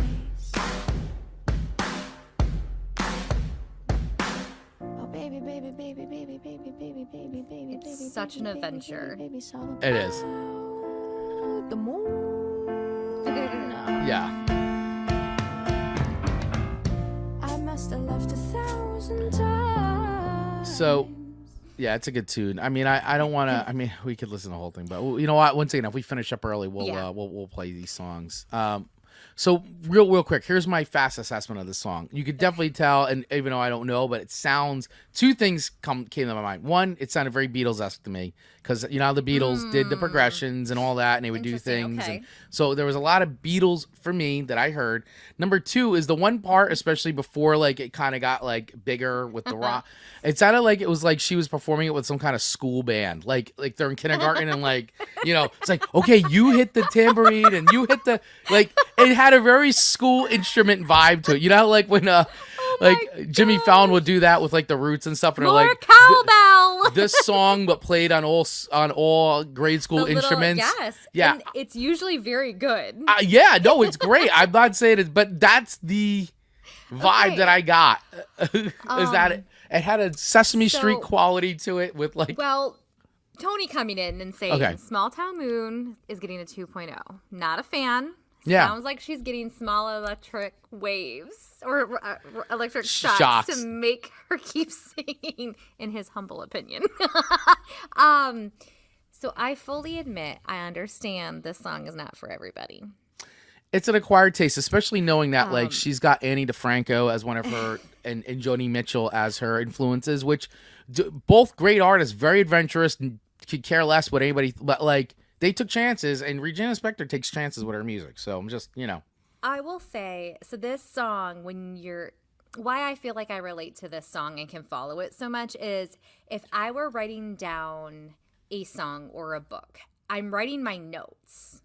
It's as if she's singing her notes, right? Like it's kind of chopped up. Like she has like a full song theme in her head, but these are her notes of the things she wants to cover in this song, and she doesn't fill in the blanks and she doesn't transition. When she gets to a new thought, that's when she changes the music. Yeah, it's you know very what I mean? like so like it's like she's writing it as she's singing it. Yeah. Yes. Everyone's so mean, so mean, so mean, so mean. And then on to the different thoughts. Like I'm still working it out, but like I'm going to leave it. Yeah. This is the finished product. It's a stream of consciousness. Yeah. And say it's a Beatles-esque, which is why I probably don't like it. Yeah. I get that. But that's the feeling that I get. It sounds like she's singing your murder board. We now have a theme song for my murder board. Yes, Tony. Yes, this is why I relate to it so much. I follow Small Town Moon so well by Regina. That's right. So for anybody that's never seen Amanda's murder board, we have it up. There's actually two versions. There's that one, and then there's this one. Yeah, this is a great song to go along with your murder board. With my brain, how my brain works during it. Mm-hmm. This is we've got it. Very well said. Very well said. So all right. So where's my rating? Where do I fall on the rating scale of 1 to 5 records? So like I said, it wasn't out of your 3 songs, this was my least favorite. I didn't hate it, but I didn't necessarily love it. Understood. So I'm just going to go with that. I wouldn't choose to put this one on. And I might skip it when it comes up in our playlist. Okay. I might hit the skip button. Maybe. Okay. I don't know. Depends how far away you are from it. Yeah. Okay. So right now I'm feeling a very 2.6 kind of vibes on this one. So lower than I hoped, but also I respect that, Chris. It's just where I'm at with it. And the thing is coming off of the Nicole Atkins song. Once again, not because she's a Jersey, but I really enjoyed that song. I thought it was really cool, and I loved how that song moved. And I enjoyed your first song to me. So I enjoyed the Los Lobos song. So I thought with those 2 songs, the third that one just didn't finish the job for me. So Chris really liked Dave's choices. Yes. But sounds like she's singing your murder board. Yeah. Yep. Okay. Okay, so that's where I'm at. But we should do Dave's choices though before we move on, right? Well, 2 of my 3 for myself are included in my list to you. So yeah. Let's do so mine. The only one that I didn't add to it was Van Morrison's Moondance. I thought that's just so like overplayed. I almost great went 3 song. for 3. Great and song. Risked it, but I was like, everyone knows that one. I would have given it, but here's my rating: 5. Right, kind it's a 5 record. I don't get sick of hearing Moondance, by the way. Same, and I just really love digging a little bit deeper now that we're on season 4 of our show, about to go into season 5. I like finding those challenges. So great recommendations, Dave. Great recommendations. Of them were used. Yeah. All right, and then he did his recommendations. Where'd it go? I just had them up. Oh, here is your recommendations. I couldn't find it. Oh, okay. So Moon songs for Chris. Beth Orton Moon. Haven't heard that one. I know who Beth Orton is, but I didn't hear that one. Holy Model or Modal Rounders? Holy Model? Modal? I don't know. Sure.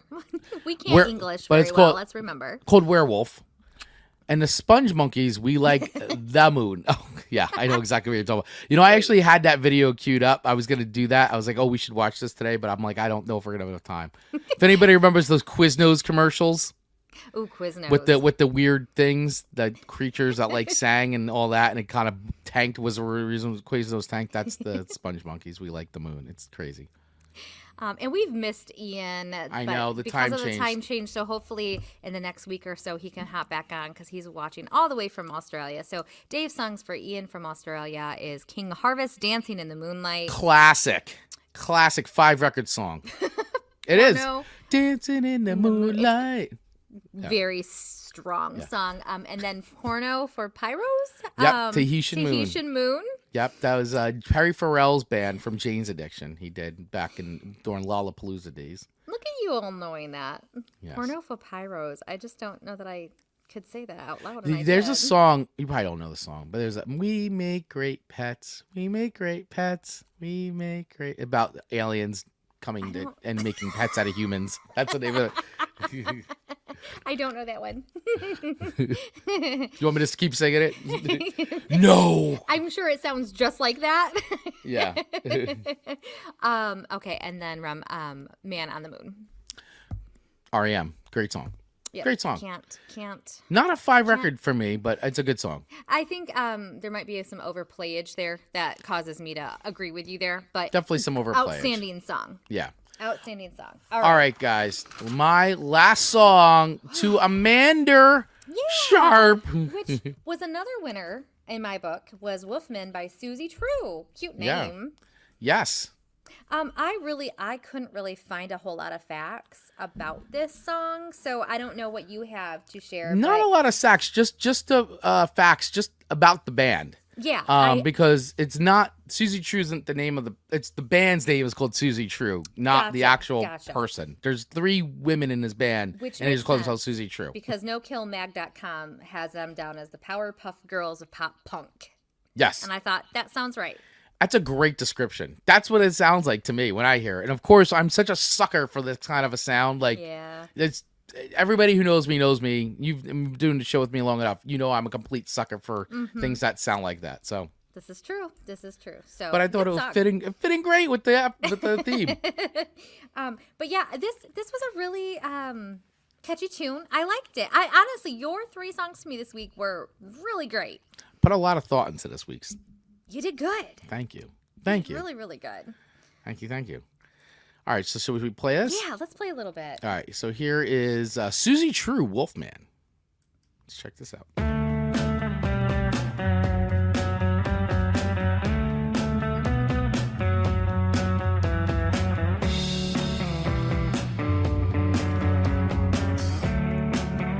It's a good tune.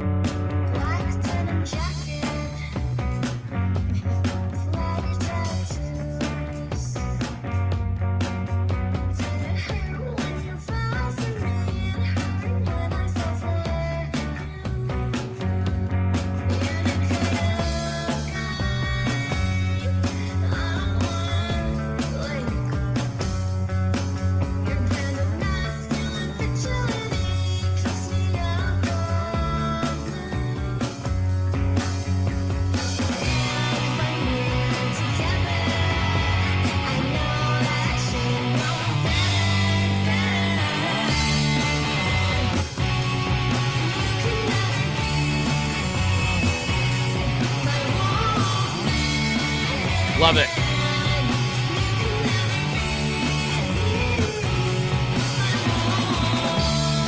Super dirty and garagey. Love it. Garagey, fuzzed out. Oh, everything. Checks all the boxes. Should I let go a little bit more? Sure. Tony throwing you under the bus saying Chris is a sucker for girl-fronted bands in general, and you are right. Guilty as charged.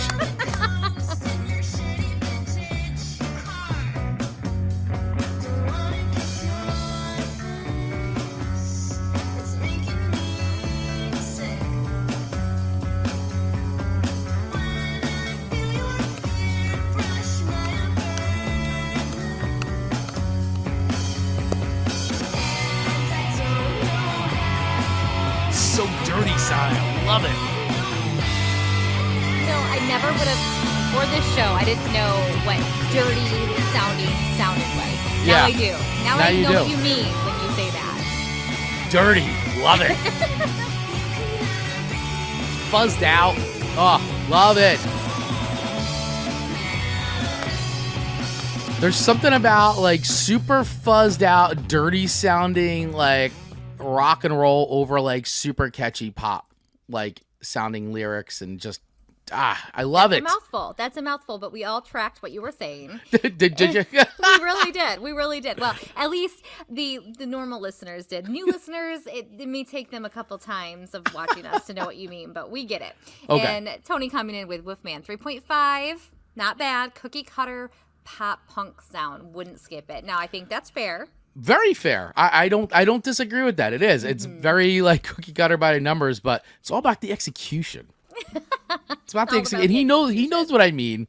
You know what I mean. It's about the execution and the attitude and the swagger and just the way you deliver it. Like, oh, I love it. It's good.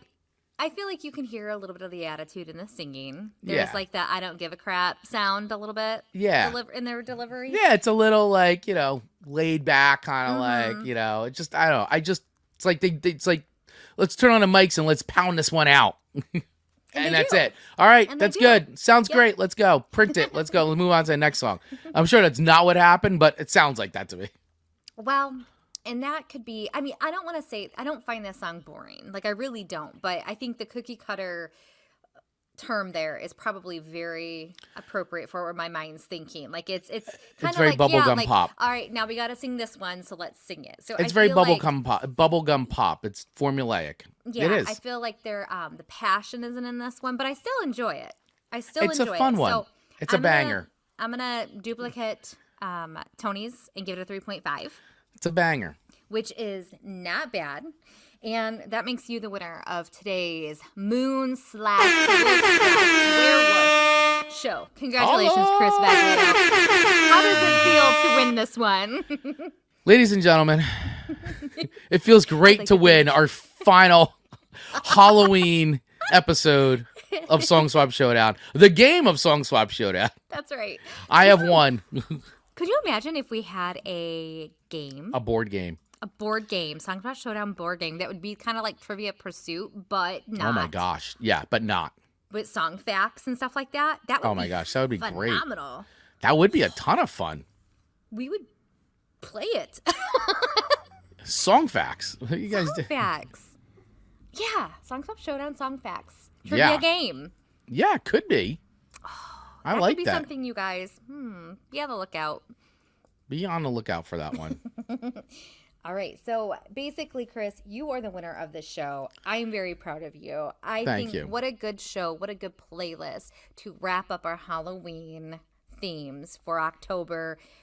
I've personally had a blast doing all of these with you. This has been a great show. A lot of fun. All these Halloween shows have been just tons of fun. Like, I love this time of year, and the music is great because people, it's fun trying to find like songs that fit with the theme and all that. So I've just had a blast doing these. I hope you guys have enjoyed listening to these and watching them and going back and all that. I mean, it's always like one of these things. I mean, I do these episodes, we're not sure, and then like 5 months later, we start to see people like, oh, finally listened to your episode. So it's like people seem to discover them later on, but that's all good. We're glad that you discover them. Hopefully you guys have liked them and played along with us and have just enjoyed doing this as much as we have enjoyed making these for all of you. So thank you. All right. So as we're getting close to the end, like the end, we do have one order of business left, one piece of business left. And let me make sure I got the video up here before. Okay. now you can do it. It is time to spin that wheel of show themes.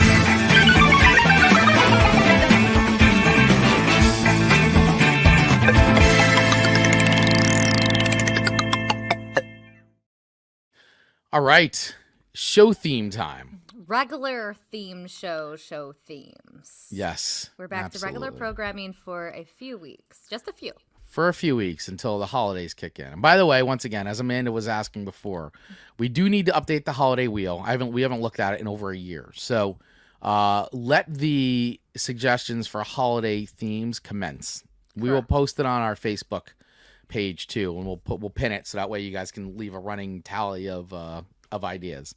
Does that sound fair? That sounds good. That sounds great. Because nobody goes like, we get posts in other places, but nobody seems to care any other places except Facebook. So Facebook it will be. Yeah, no one really cares about the other platforms when it comes to that. Look how full this wheel is compared to our Halloween one that looked so pitiful come last week. Now, I will say I'm not sure how updated this is because I haven't. We can spin again if we need to. Yeah, so let's spin it and let's see what next. show theme will be. Spin that wheel. What do we got here? Oh, what do we got? It's a nail biter. No scream.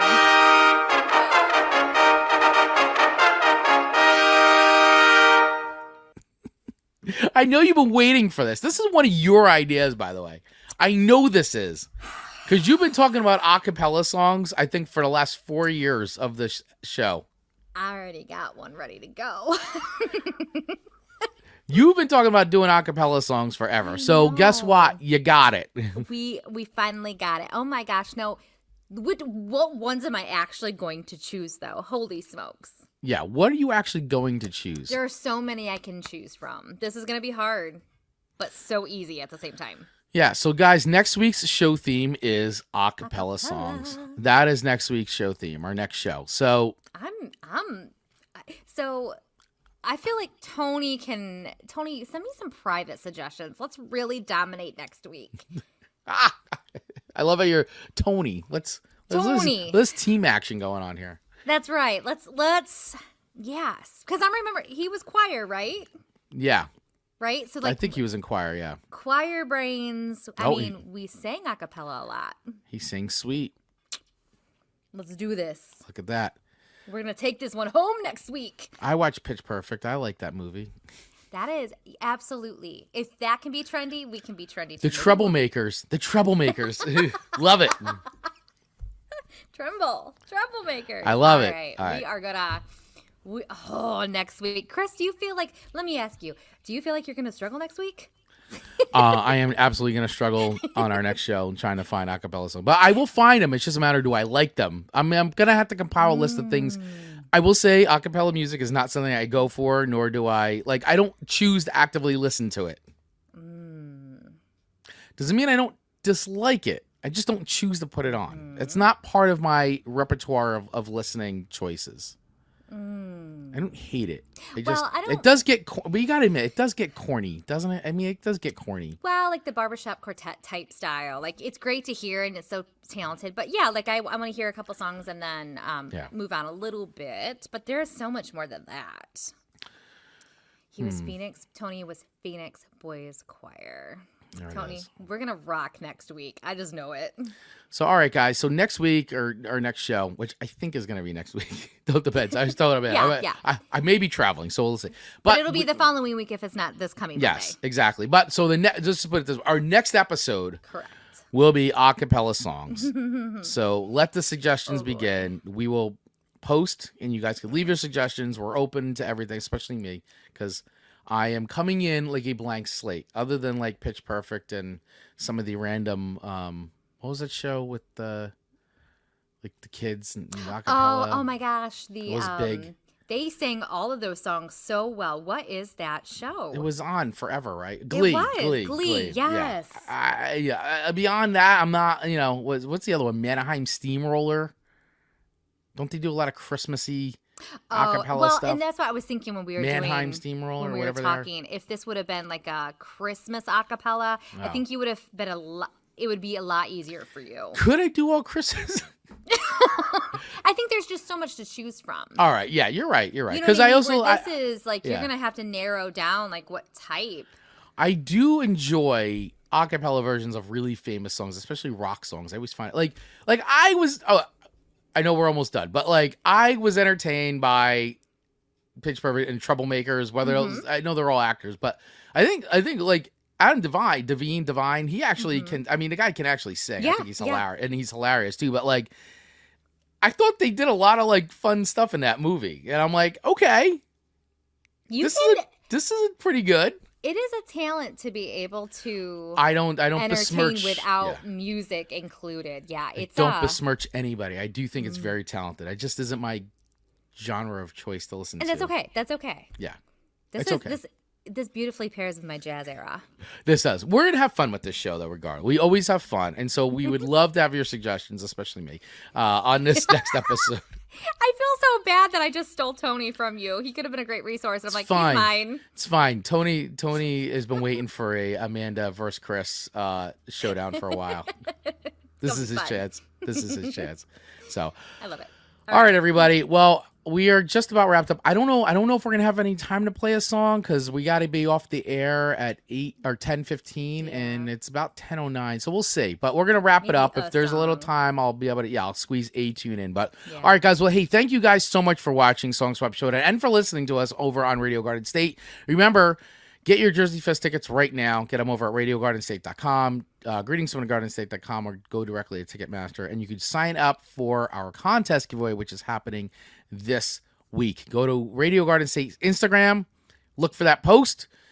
All you got to do is follow us, you got to comment, and you got to tag a friend, and you are entered for a chance to win. I will be giving away a pair of tickets on my morning show on October 30th at 8 a.m., and Mike Ham will be giving away a pair of tickets at 5 p.m. on Happy Hour that same day. So you got to be in it to win it, as they say. And if you don't win, it's fine, but you get your tickets and get them before Saturday. November 2nd, because the price is going up. It's going up day of. Pays to be the early bird, guys. And you got plenty of time, but Saturday, that's it. I mean, you can still get your tickets, but, if you want that savings, you got to get it before Saturday. That's right.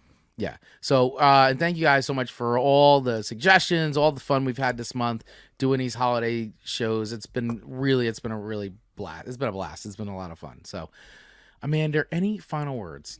Just great comments today. You guys all help us take this show in a whole different direction for the first half, which was so much fun. So thank you all. Yes. Thank you guys so much. And I can't wait to clip out that whole vampire. It's going to be great. It's going to be really funny. There were opinions. There were. We probably could have built the whole show around that. Yep. But I'm glad it happened spontaneously. Yeah. So, all right, guys. Well, thank you so much for watching. Make sure you hit that subscribe button if you're on YouTube, and the little bell. Smash that little bell so that way you get notified when every time we go live or put up a new video. And, of course, follow us anywhere you get podcasts if you're listening to us on the go. And listen to RadioGardenState.com. 3 ways to listen: through the app, through the website, the TuneIn app, through the website, and of course on all your Alexa devices. There is a Radio Garden State app coming, guys. I saw a prototype this weekend. It's coming. It's coming. So, all right, guys, we will see you for our next show, which hopefully will be next Monday. Happy Halloween, everybody. Yeah. Have a great Happy Halloween. Halloween. Bye. Bye.